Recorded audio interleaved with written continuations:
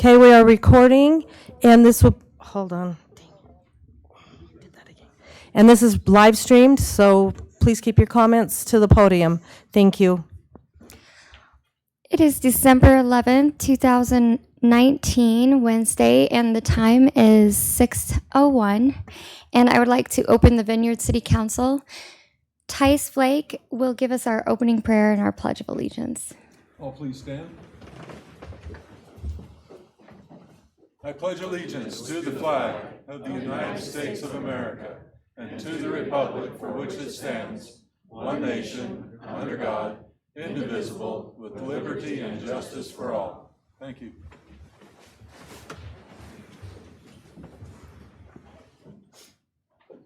Our Father in heaven, as we gather here tonight to conduct the business of this fair city, we ask thy blessings be upon us all. May we act in accordance with the needs and concerns of our citizens. We ask thy blessings be upon those who serve us each day, our policemen, our fire protection, and our members of the military. May you be with them wherever they may be at this time. We thank thee, Father, for all the blessings we receive by thy hand, and we say in the name of Jesus Christ, amen. Amen. Thank you so much. Rob Smith is here. He's our superintendent from Alpine School District. Thank you for coming tonight, and he is going to share some updates with the school district with us. Mayor Fulmer, I think we're on. Lights green. Can you hear me okay? Yes. Members of the council, members of the community, city staff, so grateful to be here tonight with you and just give you a brief update. As Mayor Fulmer said, I'm Rob Smith, Assistant Superintendent, business guy, politician, wannabe, involved in politics and a few other things, but just grateful to come here and talk about your school district.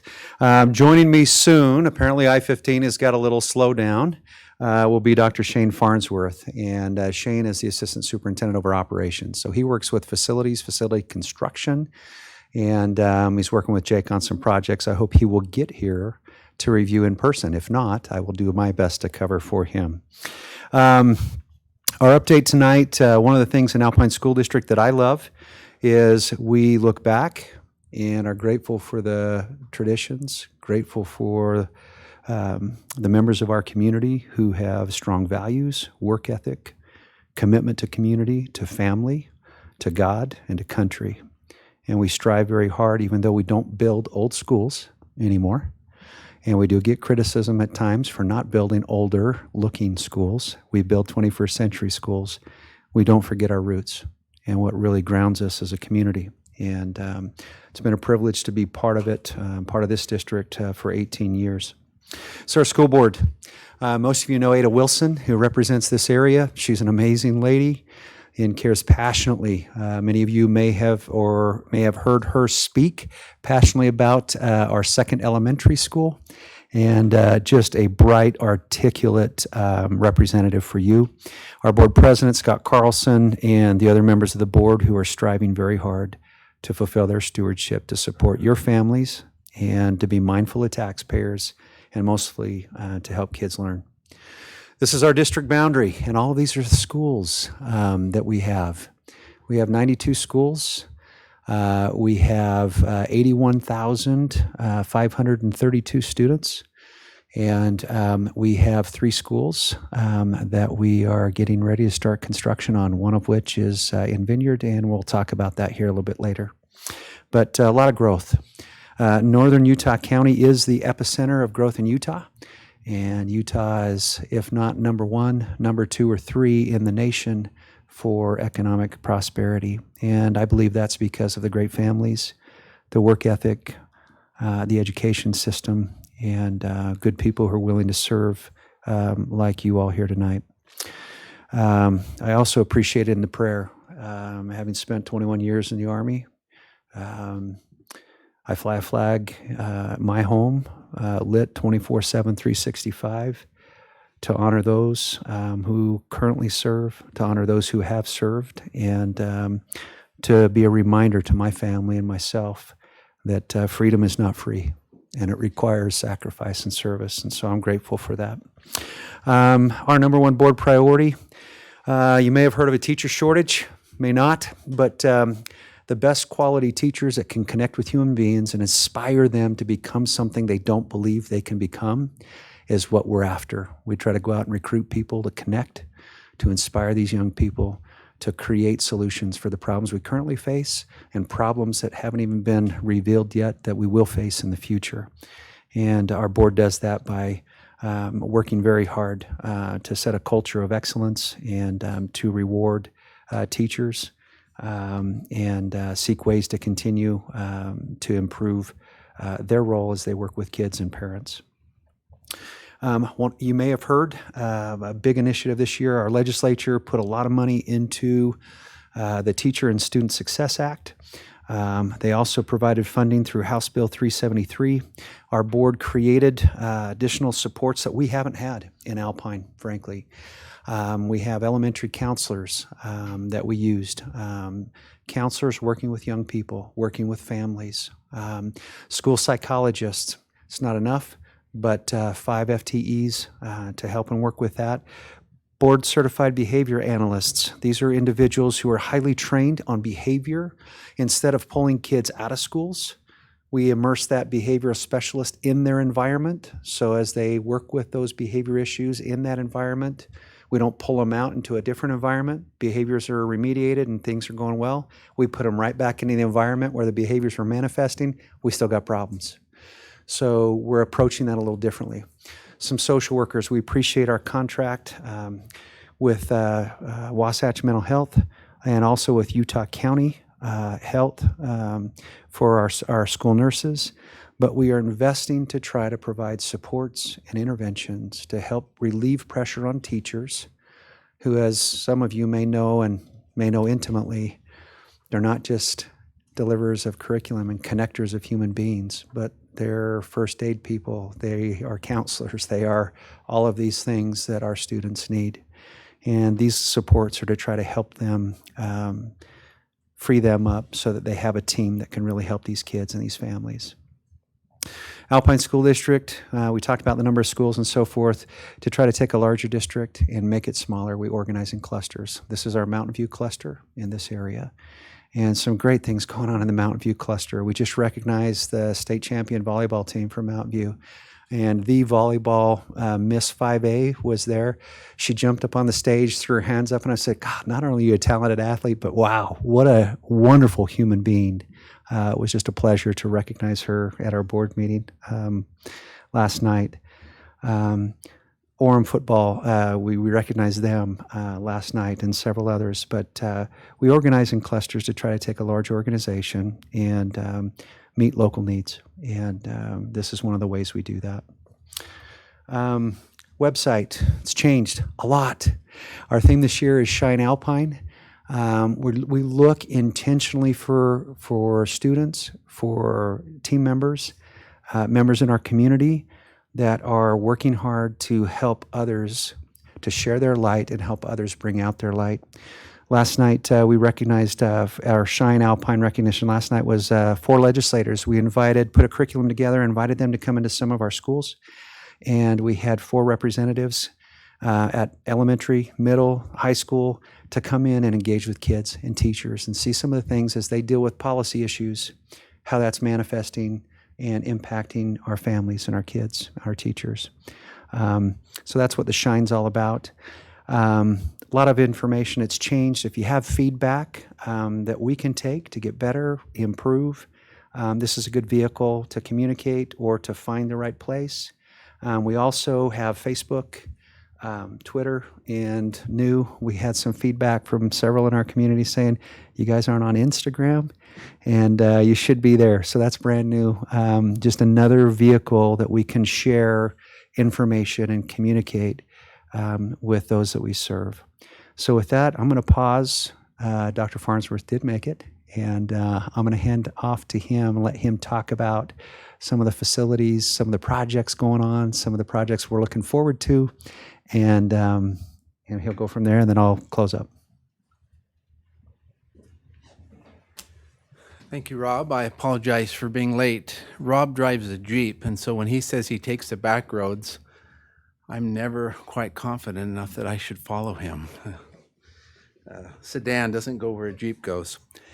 Grateful for the opportunity to be here with you. As mentioned, I'm Shane Farnsworth, Assistant Superintendent over Operations. I'm going to cover just a couple things with you. If you have children in Alpine School District, you would have received some information like this. We've made some changes with respect to our snow days and looked at an option. You never win on a snow day. If you don't cancel school, you upset some people. If you do cancel school, you upset some people. So we're trying to find a way to maybe mitigate that a little bit, especially when we have an early AM storm. So we looked, modeled this after some other districts outside of the state. Adams 12 in Colorado has a program where they do a 2-hour delayed start. We are going to implement that this year.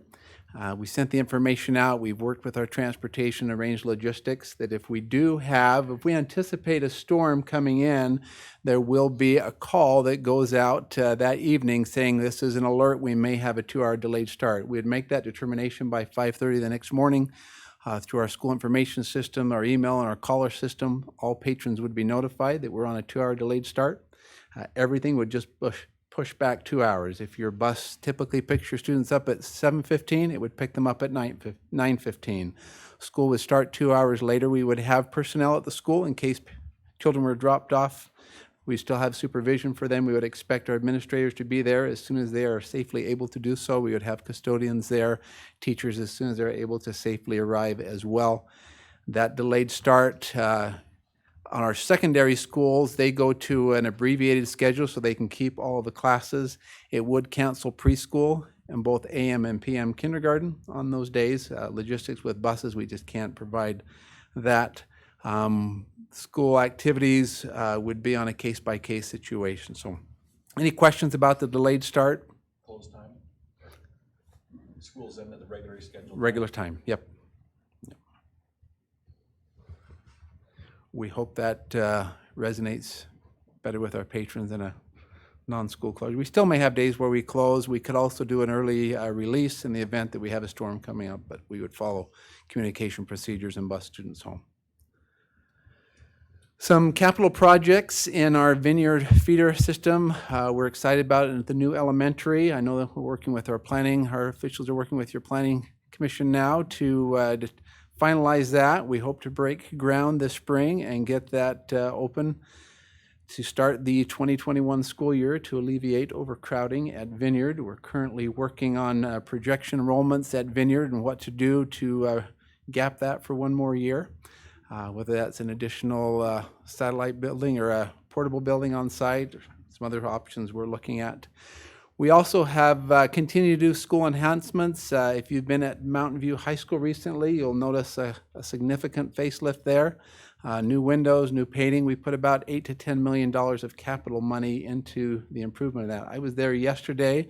Would invite you to go look at the new auto shop that has opened at Mountain View High School. I would say it rivals anything in the state and many professional shops. Just a great opportunity for students who want to get involved in a career.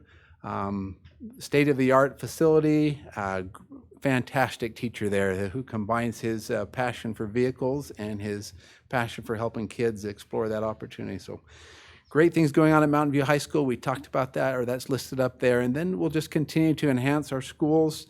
We are currently in the process of studying a 5-year capital improvement or bond capital improvement plan that we will work with the board on to consider the feasibility, possibility of a 2020 bond that would have some additional projects to accommodate growth in our high growth areas. Questions about projects that we have going on? That is kind of the site plan. Your planning commission have seen that at the new elementary school with the some entrances there on the west and then again on the south. The building would face west with a play field at the back there.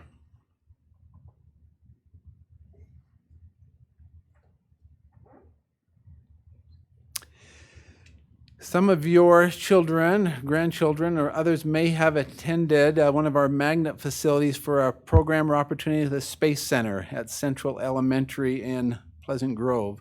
That is currently being rebuilt on site. We are adding or enhancing the Space Center to include a kind of a planetarium. Rob has been instrumental in securing some outside funding to help us enhance that and increase that. The kind of the magnitude of that project, have several significant donors that have contributed to that. We're excited about that, opening that new school, rebuilding Central, and then enhancing the Space Center that is also being rebuilt and augmented on that site.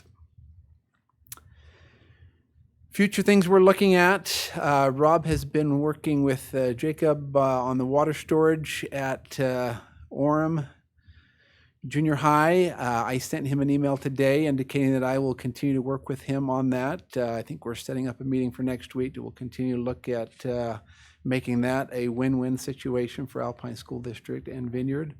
And then we'll continue to invest capital funds and bond funds in our schools, making them state-of-the-art facilities for our students. Any questions for me about projects? Yes.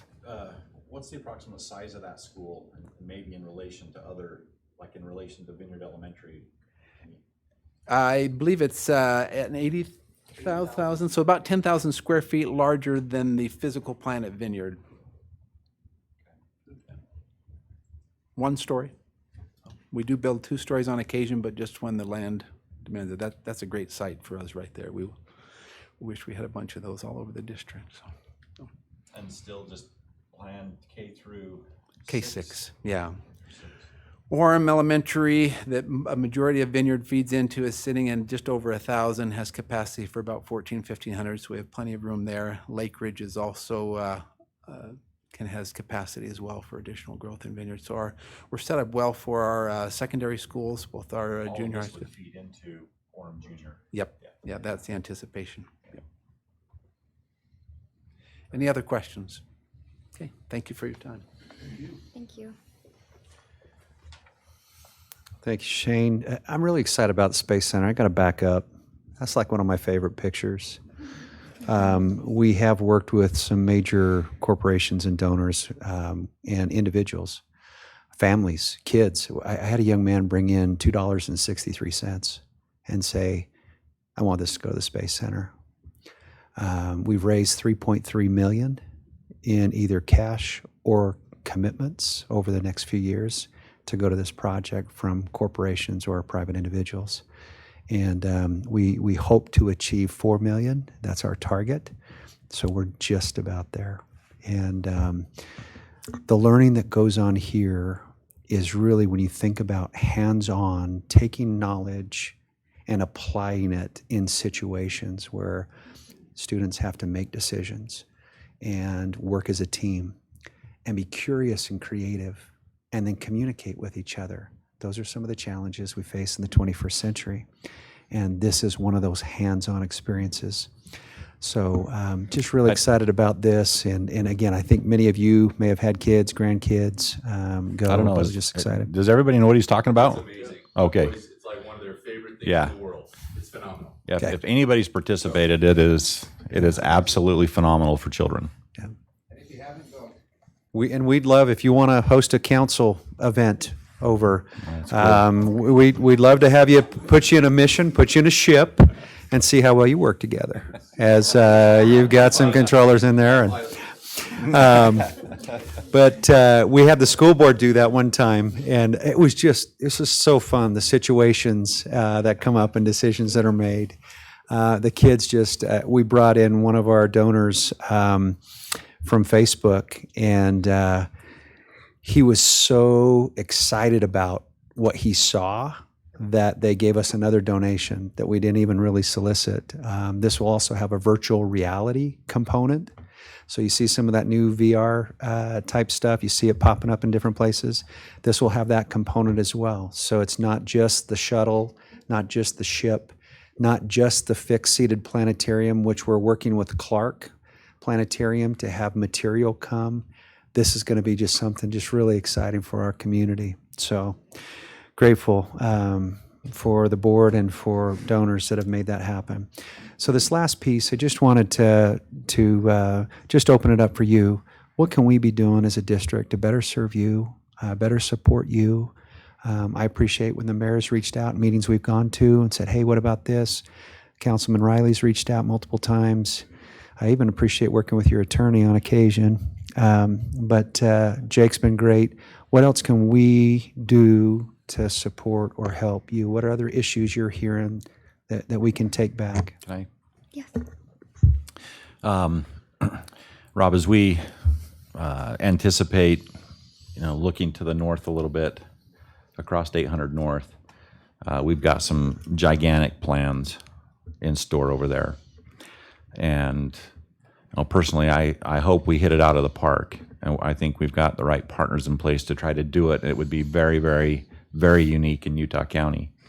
But should that happen, as you've seen in maybe some of the news, you're going to have to anticipate, I think, additional schools. And so maybe rather than later, come to the table with the players and the city and let's, maybe try to be on the front end of that as well, because that hopefully, as we've worked hard on that will take off, and that will be a great part of our city. Thanks. This is more of a general question, me honestly asking more as a dad. It's also something that a lot of community members have asked me about. And is there a reason why Vineyard would, at some point in the next, say, 5 or 10 years, that we would get our own high school? Or is that completely not reasonable to expect due to the space of Mountain View, Orem, and they're more landlocked? And I understand there's a lot that goes into that, but that's what I'm trying to get a handle on as people ask me that. Yeah, great question. I think Shane hit that a little bit on secondary school capacity. We've got a lot of capacity in our secondary schools. If I was to build a high school in Vineyard, and if we had the population to justify and support that school, I would need about 40 to 50 acres of property. Trying to find that in Vineyard's a little tough nowadays. And the high school, depending on what we build, would range anywhere from 75 to $85 million, and that would take, again, Shane talked about a capital investment. You see schools up north that people are throwing around price tags of 115, 140 million, where it's like, whoa. Our schools are more conservative than others. We actually reviewed something with the board last night, comparative square footage, comparative costs. But a high school is a significant investment, and we want to make sure that we don't overbuild, and then we've got to then close a school or deal with something like that, which is never a popular thing to do. So again, long answer, I think it's unlikely that a high school would be in the community, but it could be a different type of high school. And one thing, I know Shane and I have been working with one of our business partners looking at delivering curriculum differently. There are some students that their extracurricular activities are their curricular activities. So looking at ways where students could stack a credential, and that's their extracurricular portion. I don't want to be on the football team, but I want to have experiences that are going to stack curriculum so I can go deeper and or move or transition into the workforce faster. We're looking at things like that. Again, Shane and I just met recently with an innovator and said, what do you think about this? Is there a way that we could do that in a different setting, in a different type of facility? I think you'll see some things like that come, but a comprehensive traditional high school, I would say no. From my perspective, my experience, I would say no in Vineyard. But another type of school, I think that's much more likely. Anything you want to add to that, Shane? Well, I just second your comments there. Oh, you need. You want to come to the mic? Sorry. You typically look about somewhere between 5 to 7 elementary schools will feed a high school. And so when you have that kind of population, it justifies a high school. Where we have the population that we do in our Orem schools right now, that's probably what we would look at, is housing those students in there. But I think we'd both be very interested in the development north of 8th North and looking at technology, looking at business opportunities, looking at a magnet program where kids could get their English, writing, math, and then on their electives be more oriented toward the technology, a STEM field or something like that. That looks that Alpine School District partners with business or technology partners to enhance the learning opportunities and pathways for students to explore other things. So maybe a hybrid like that, or something that's a little bit more of a magnet that would be unique to the area, but would it enhance your other plans, your developments, be part of that infrastructure? Oh, Go ahead. well, I was just going to say, I do like the emphasis that I'm seeing. My children, my boys are all in the Alpine School District. I like the emphasis I'm seeing on relevant learning that is applicable after you graduate. I mean, just this afternoon, I was helping my son who's in junior high at Lake Ridge with creating a resume, doing a budget.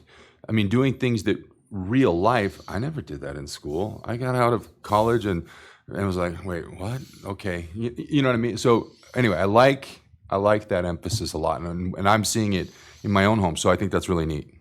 Thank you. Are there any other questions for Rob? No? Thank you so much for coming and presenting this to us. It's very exciting, and we look forward to visiting. I've never been there, so I'm going to go. Okay. We'd love to host you. So, thank you. Yeah. Thanks, Mayor. Thanks, Council. Thank you. We'll go ahead and move into public comment. This is a time for anyone in the audience that wants to address the council. Please come to the podium, state your name and where you're from regarding things that are not currently on the agenda. Okay, seeing that there are none, we will move on to item number 4. We have a little special event tonight. We are saying, well, Jake told me to write this down so I wouldn't cry.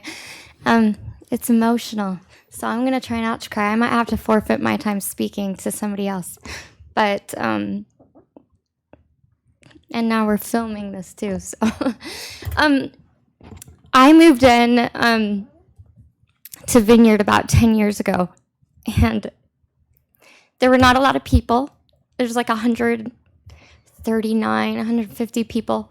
And anyway, I was really excited, just like everybody that comes to Vineyard. Really excited to, so sorry I'm crying. Really excited to be a part of the changes and the growth here, and I got involved right away. I started attending meetings, I got appointed to the Planning Commission, and I've had the opportunity to serve with Nathan Riley from the very beginning of my trip here. And I've always had this opportunity to look to him and ask him for guidance, and his advice has always met with love and just sound judgment and kindness. And it's been inspiring to work together with him over the years. He's been there as I've transitioned from the Planning Commission to the City Council and now serving in this new capacity. And he's always been such a good friend who's shown such great support. Anyway, I have to stop talking, but I'm going to read this so I can just get out what I wanted to say. But I wanted to just thank you for your service and for your inspiring vision, for your leadership and your example. And it's going to be hard to say goodbye as you transition back to your home and to your family and your new adventures. But the city could not be what it is today and be this great without the sacrifice that you and your family have given to the city. So we wanted to honor you tonight with this gift basket and this plaque that talks about kind of your service. And I know everybody wants to say something, and then if you want to take the time to speak, and we'd also like to get a picture with you. So, you want to start?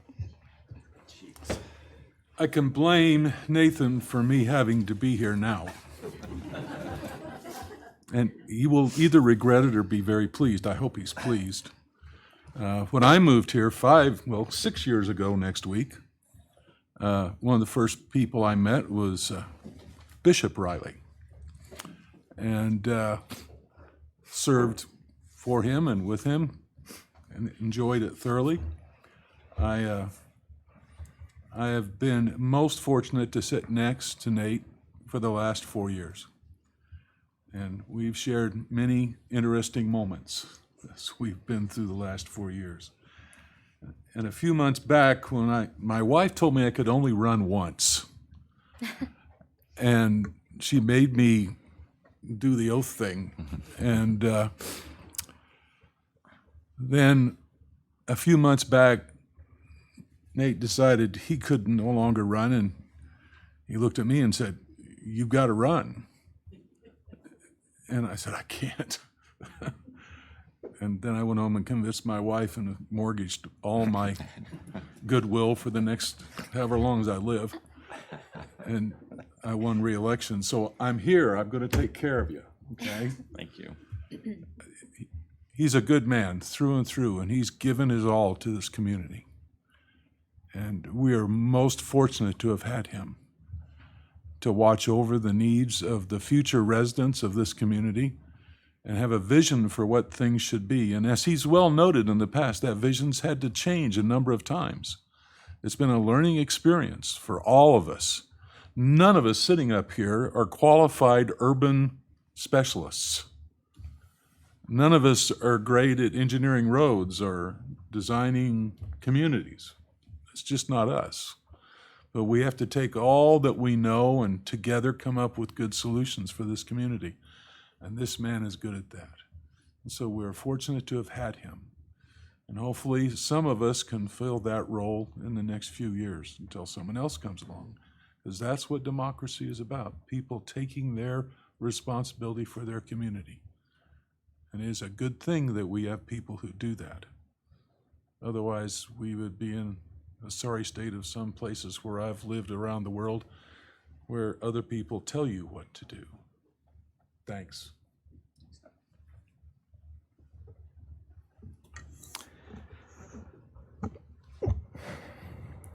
I don't know if anybody else has the great experience of being able to roll a dice with a man like I had. And as I look back to that, I am so glad that he won. Nate cares about the individual.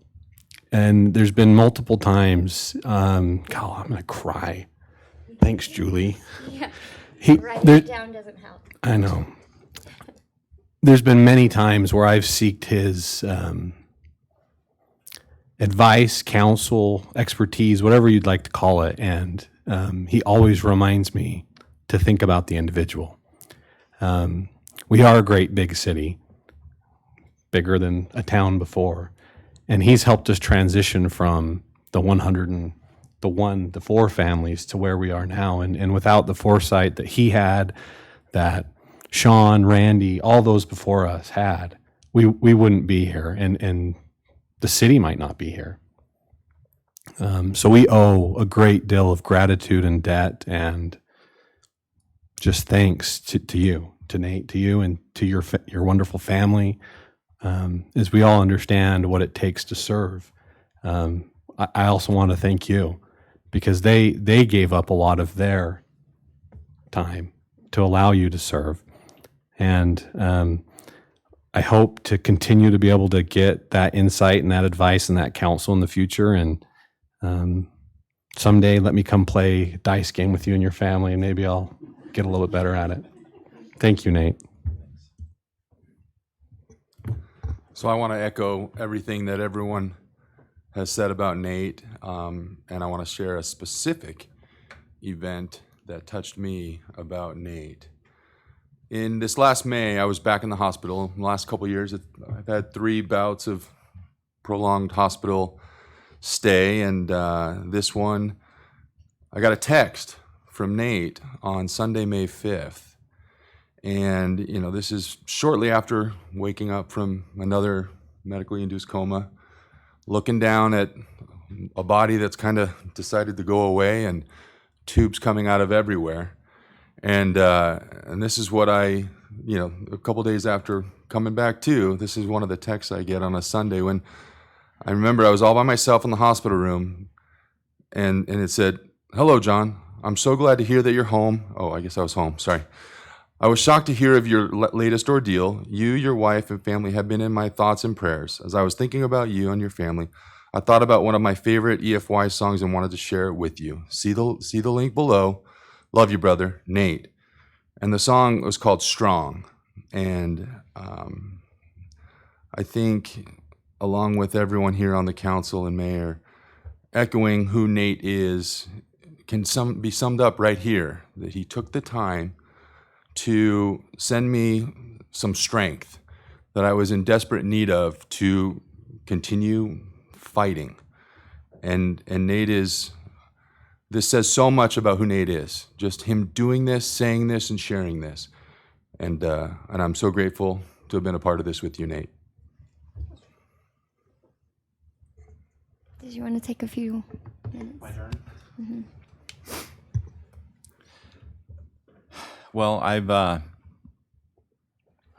written this down because I don't want to take forever, and I really sit here tonight with a lot of very mixed emotions.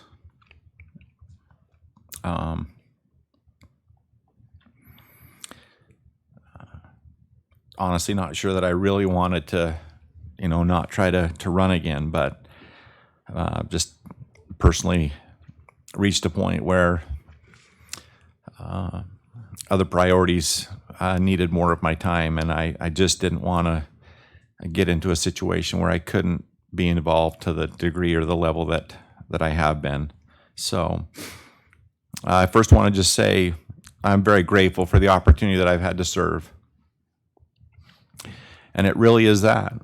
And I hope by saying that I don't, if we have people that are listening or whoever might find this in the future, I hope that by saying, service, that doesn't scare somebody away. Anytime we serve, it involves sacrifice. And sometimes that sacrifice can be substantial. And I don't want that to scare somebody away, because we need people today more than ever who are willing to sacrifice and to serve. I've done this a long time, and when I look back, I really have to pinch myself that so much time has gone by. I think it's 14 years that I've been on the council, and 2 years in the planning commission before that. It's a lot of meetings. It's a lot of meetings.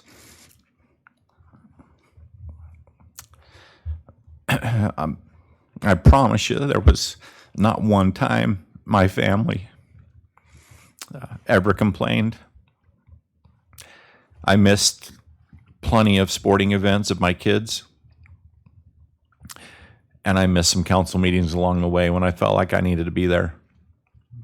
And that's that, it's that balancing act that everybody up here and every future person who decides to serve is going to have to do. And I hope we never criticize or pass judgment, because we never know what shoes somebody's wearing as they try to balance responsibilities like that. So I want to say thank you to my family for their unwavering support. We have had amazing staff over the years. I've served with a lot of people. It's really hard to express the gratitude that I feel for the staff that we have had, who, again, we try to hire quality people that are good in their field. I think they're okay with me saying I don't believe that we've got experts, but we've tried to find quality people. and our staff has sacrificed. I've watched them sacrifice, spend countless hours in behalf of the city. I know they're invested and they're vested in the success of Vineyard. I've never doubted that, and so that's been great to be able to work with people that you have that confidence in. I do want to I want to recognize David Church, our attorney, because I believe that without David, we would not exist. We would have been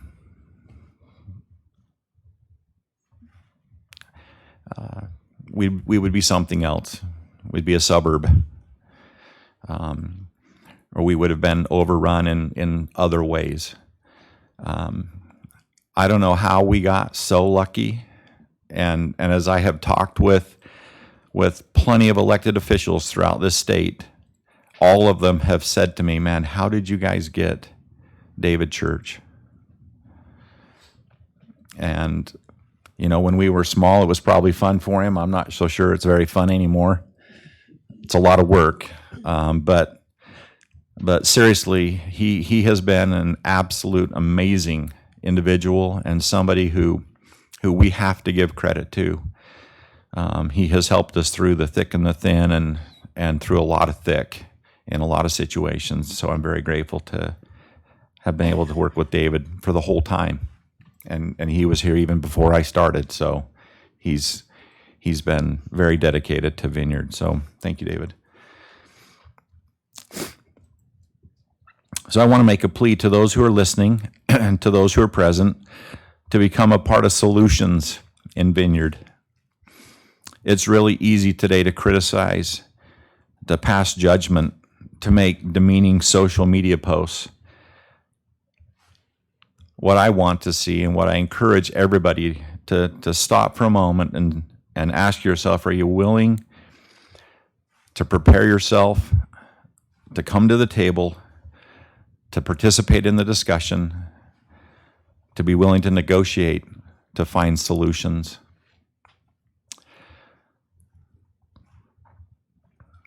I don't know that I was born to negotiate. Negotiating is difficult. But that's what this whole process is about. It's about trying to find solutions. And sometimes you have to give some things up. And we've had to do that. And other times developers will have to give some things up, and they've done that. And there is really an art to that. And it takes time, and you have to be patient. But it's possible. I've seen amazing things happen through that process. I remember going with another council member, Sean Fernandez, to go visit with a landowner to talk about the road 575 south. We were at an impasse, and we desperately needed that road. And it was amazing to see through that process of trying to make a win-win situation, and to get a handshake and walk it out of there and know that it was gonna happen. So that's important. In my service, I've not met anyone who has made perfect decisions. As a council, we have not made perfect decisions. In hindsight, I can look back, it's 2020, I could see how we could have made better decisions. In the moment, it's very difficult. Like Tice mentioned, and anybody who serves, you know you're not an expert. You're relying on the counsel and advice of those that that you serve with, our staff. And unperfect decisions are going to be made. They will continue to be made, and hopefully we can learn from the past. Hopefully those who will continue to serve can learn from the mistakes that we've made, and better decisions can be made. They still won't be perfect, but hopefully we can learn from our experience. And so I hope that the council won't be afraid to make decisions. You'll find you'll make a decision and then it wasn't the right one necessarily. That's okay.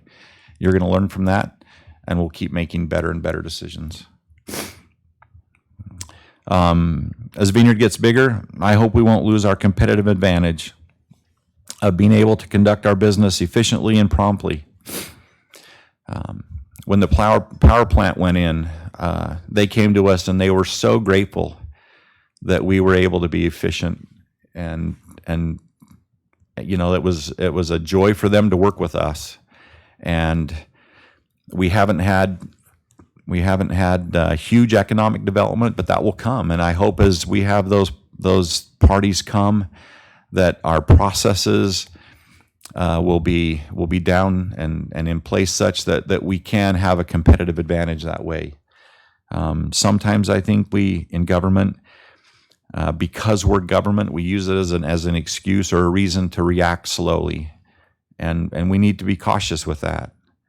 And if we can, let's avoid that. We do have some control over how we react to things. So, lastly, I just want to say that to those who continue to serve and who will serve in the future,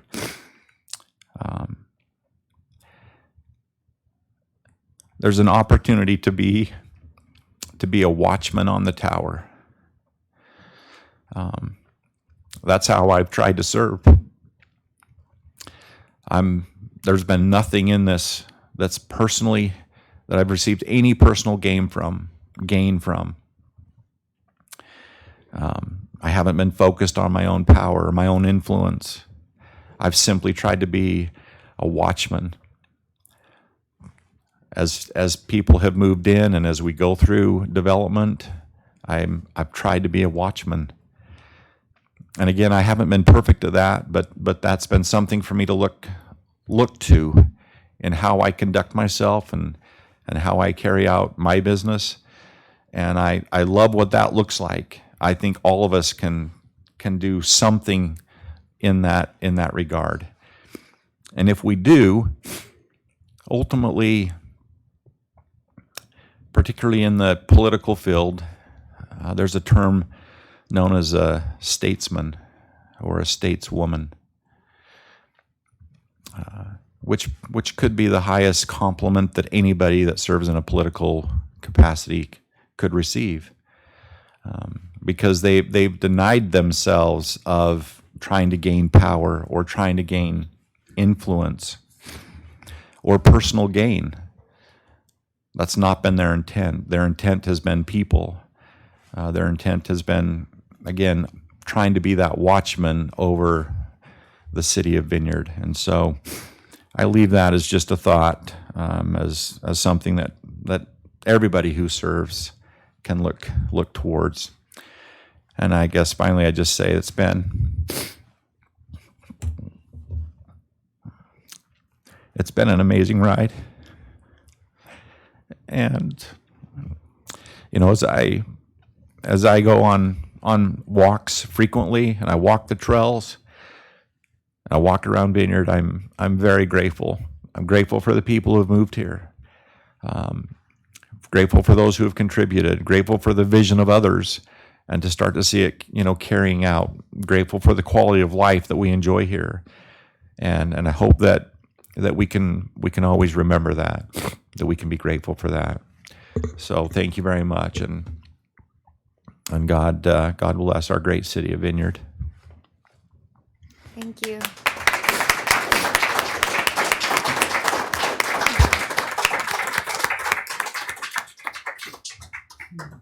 Thank you so much. We're going to go ahead and continue with the agenda, and then we'll get pictures afterwards so that we can send these good people home.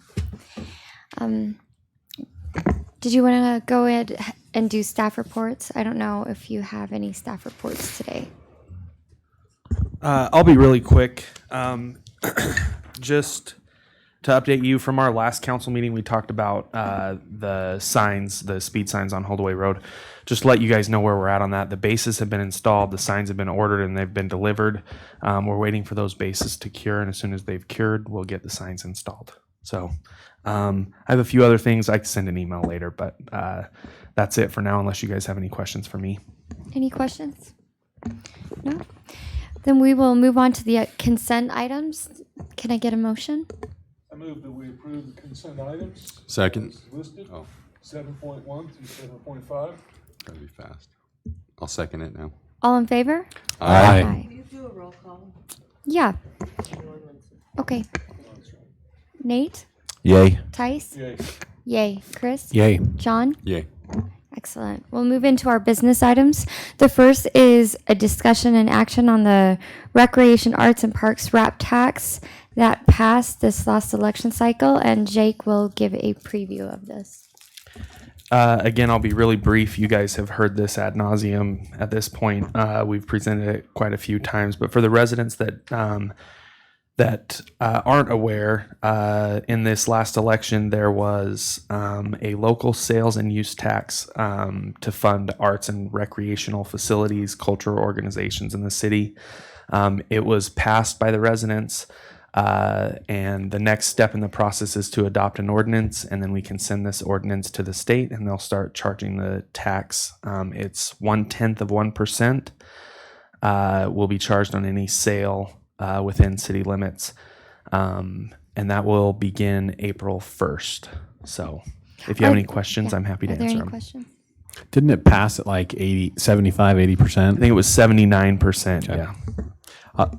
Unless there's questions, I'll make a motion. I'll make a motion that we adopt this tax by ordinance number 2019-11. Can I get a second? Second. Nate? Yay. Tice? Yay. Yay. Chris? Yay. John? Yay. It carried. We'll move on to do discussion and action 9.2 to discuss transient room tax, ordinance 2019-12, and Jake will also present. The Utah State Code allows cities to charge a 1% tax on short-term rentals, which is identified as anything under 30 days. This is a tax that local municipalities use, and they collect it mainly from hotels, but it also applies to other short-term rentals, so inns, VRBOs, Airbnbs, things like that. Right now, we won't collect a lot of money. Putting it in place now is good for us, and then when the hotels do come to the city, they'll be paying that tax. And can you explain why, like how it benefits us? And anybody who's doing this is already paying some kind of fee. It's just not being captured by the city. Yeah, so the counties charge it. So when you stay at a hotel at another city, you'll see the different charges on your bill. We have not elected in the past just because we were small and there was no money there at all to collect. It just was something that wasn't on our radar. So now it is on our radar. We wanted to get the ordinance passed while we were passing some of these other ordinances and while we were thinking about it so that we were prepared when the hotels came in. Any questions? The only question I had was short-term rentals. I thought we weren't allowed to do in Vineyard. So it's kind of so we're calling this more in anticipation of the hotels. Okay, you're smiling. Okay, great. I understand. But it's my understanding, so for those that if they were allowed, say it's a different city, Airbnb, VRBO, who pays that tax? Is it collected by those groups or does the individual owners pay it? This is in the nature of a sales tax. It's collected from the landlord and paid by the whoever's renting the room. It's very similar. In fact, it's identical in structure to the 3% that the county now has on all motel rooms, short-term rentals. It's just an additional 1%. The legislature in the past has recognized that hotels and motels and things like that are a different type of business for a city that creates their own unique kind of burdens on cities. And so they allow us to have this tax. The funds for this tax go right into your general fund. So they're similar to your property tax and your sales tax. This tax can be used for anything, unlike the arts and recreation tax that you passed before, which is limited in its use.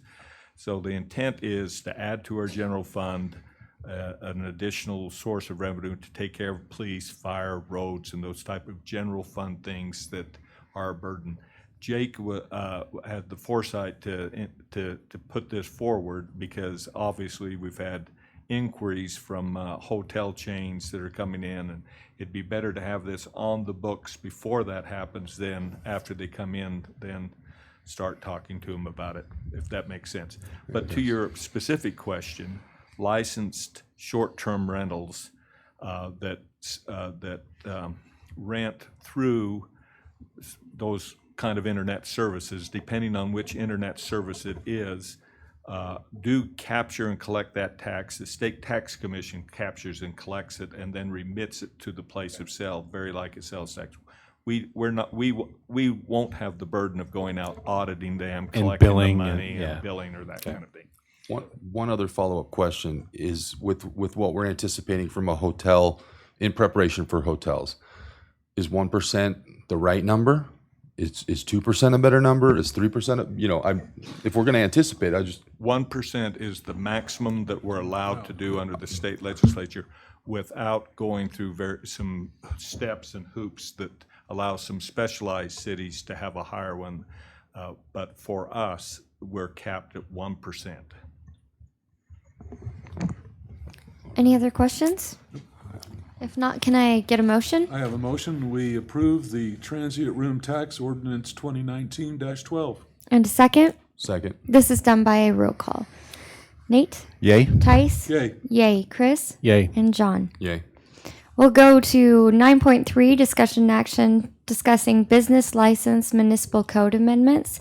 And our deputy recorder, Kelly Klepfer, will present. Hello. Hello. The changes we are proposing are, as you can see in the staff report, to Chapter 5.02, are mostly minor changes to add clarification and to clean up the code. But the large, kind of the big change is that we're proposing is to change the license period, which is currently and has always been in Vineyard the calendar year, so January 1st to December 31st. To change that to the rotating calendar. So if a business is issued a business license in the month of April, it will expire the following April at the end of that month. And the reason we just feel like this is a good time for this is, as we're discussing with hotels, in anticipation of more and more businesses coming in, this will make more sense for us to distribute those renewals and just that process throughout the year.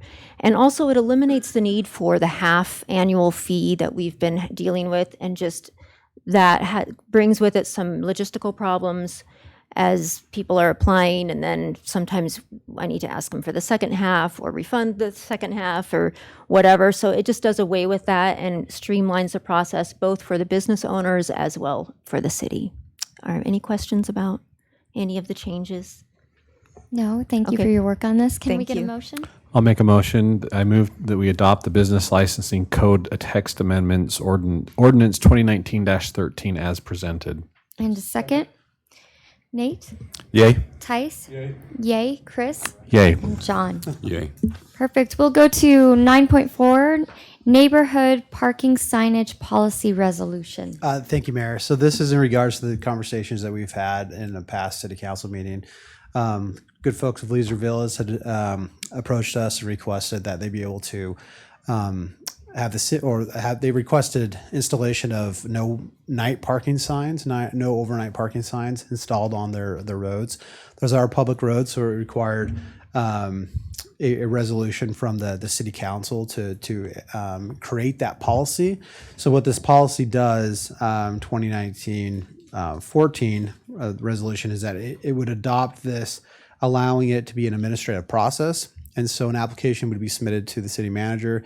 City manager would consult with the staff, primarily engineering and the sheriff's office. And then then he would be the one to be able to make the decision on whether or not to install the sign and the content of the sign. So that's basically everything. So what this does is it provides kind of a layout of the requirements for signatures. There needs to be at least 75% of homeowners within a development to sign, showing that their support for it. If less than 50% of the development has been constructed, then the HOA has to sign as well. So in the case of Leisure Villas, they have wide support because they are less than 50% developed out. The HOA has provided their signed consent as well. So if you approve it, basically their application would then go to Jake, and Jake would work with staff to make a decision on that. That's everything. So, Jake, then you would determine the language of the sign?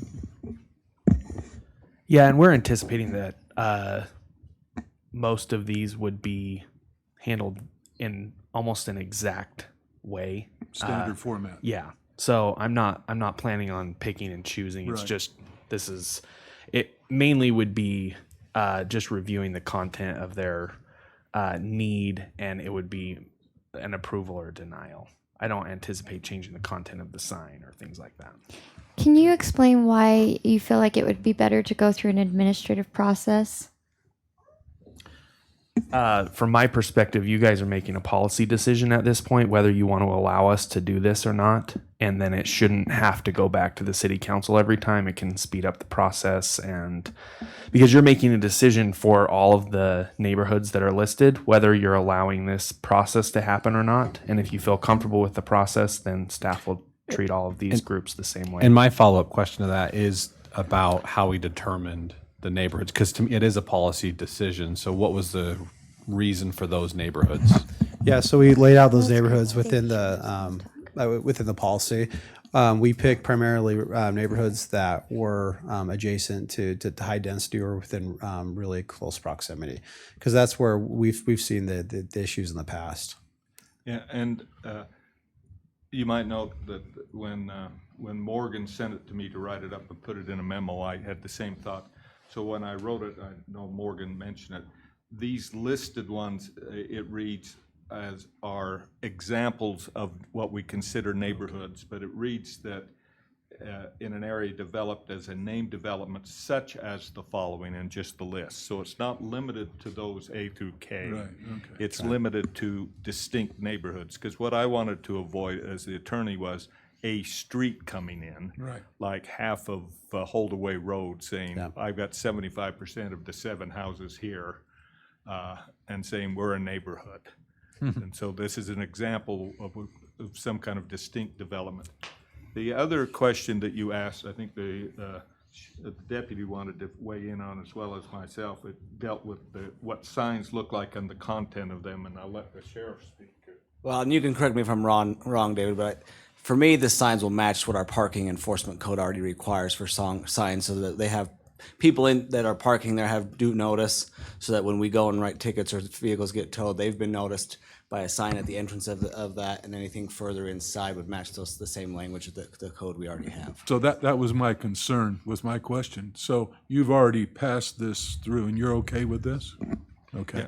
Yeah, we discussed options for it, and this is Regulatory road consensus. signs, even parking signs, are of standard shape, size, and fairly standard wording, so that you don't confuse people as they go from community to community as to what to expect. So we have some discretion on what they say. For example, no parking from the hours of X to X. You've all seen those. We wouldn't make up some kind of cutesy, fancy sign that didn't say that, because that wouldn't be allowed under the codes. So to answer your question specifically about how we chose the neighborhoods, they had to be adjacent to an attached housing development in the city. But according to how he wrote it, it's not limited to that, correct? Yeah, and that's part of the process. It requires them to prove that there's an issue. So they have to provide photos and documentation. And what we thought was a good part of the process is it doesn't allow the residents of that neighborhood to park on the street either. And so we thought that would weed out neighborhoods that don't have an issue, because if they More can't frivolous type, yeah. Yeah. So we always harp on enforcement, and obviously you're going to be enforcing this there in the corner. How are we set up to enforce this? Is this another thing that we've put out there potentially that we're not going to be able to enforce? Do you think we can do it? We already are, for the most Okay. part, checking, especially the neighborhoods where we have the concerns and the problems. We already enforce or go out and enforce parking too close to the stop signs or too close to the fire hydrants. So really, it would go on like an extra patrol list. And there may be nights where we don't get to enforce it as heavily as other nights and things like that. But we, as with any of those problems, we'll do our best to enforce that. The discussion that we had was about, initially was about parking passes and things like that, and we just do not have the manpower to go down that road, and so this one was a much easier enforcement. Mayor, may I comment on somebody's original question about why at the staff level? Yes. My recommendation was your choice is either the council makes the decision or staff. The benefit in my mind of the staff level was that you guys meet every other week. It's not exactly the kind of thing that maybe you want to get involved in. You can if you want.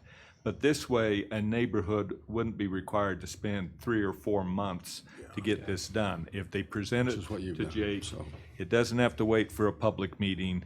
If he has the petition, the things, consults with the sheriff and the engineer and says, yeah, this is an appropriate place, it could go up under this policy without making people wait 2 weeks, then come back 2 weeks. But if you would like to be the decision maker, the council, it is within your power to be the decision maker. We could just edit out that paragraph and instead of say city manager, we'd say city council or mayor or whatever. No, I really wanted just an explanation of showing why we're moving it for the residents to our administrative staff instead of making these decisions ourselves, especially if it moves outside of these areas. What does that mean when people come and ask us about it? How does it extend? But as far as this policy goes, it'll be straightforward so that there won't be biases, because in the public eye, you can't really have that bias because everybody holds you to it. But when you make those administrative changes, it's much more efficient, streamlined, swift. And I just want to make sure that it's transparent as it can be for the residents. Yeah, I think the way that we've designed the application process, I think you're going to have the neighborhoods you have to get 75% of the neighborhood to approve it. And so I think, that is going to be the biggest hurdle that they have. Staff isn't going to be the hurdle that they have to get past. No, I agree. I just wanted to say it for the public why we're doing it, and I think it's good. The other thing I want to clarify for the public and the council is nothing in this resolution keeps us from putting appropriate parking signs without the consent of the neighborhood. If this engineering staff or the sheriff or even the council thinks this is a street that should be no parking, nothing requires that we get the permission of the neighborhood to just do that, because that's all, it stays within the city's authority. Okay, great. Well, Can I get a motion? yeah, what I like about this one, it feels like we're doing what Nate already told us. We're being responsibly efficient. I'll make a motion that we approve the neighborhood parking signage policy resolution 2019-14. Can I get a second? Second. Nate? Yay. Tice? Yay. Yay. Chris? Yay. John? Yay. Perfect. Can I get a motion to adjourn? So moved. And a second? Second. All in favor? Aye. Aye. Thank you for coming tonight. Nay. The only day he smiled.